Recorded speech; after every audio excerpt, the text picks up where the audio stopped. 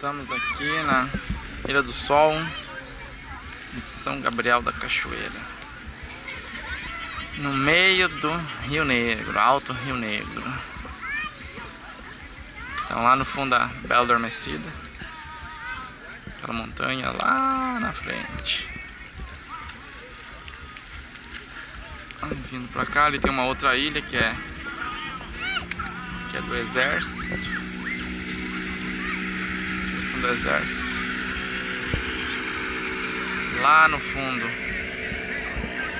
a cidade de São Gabriel da Cachoeira, bem dizer a orla, né, a praia de São Gabriel.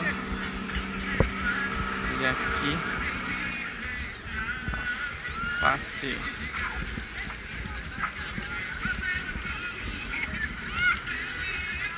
sul, não, oeste da ilha,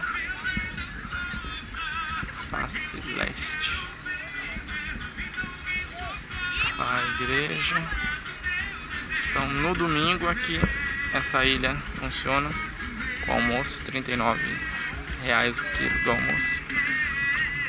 Aí dá pra vir aqui pra se divertir.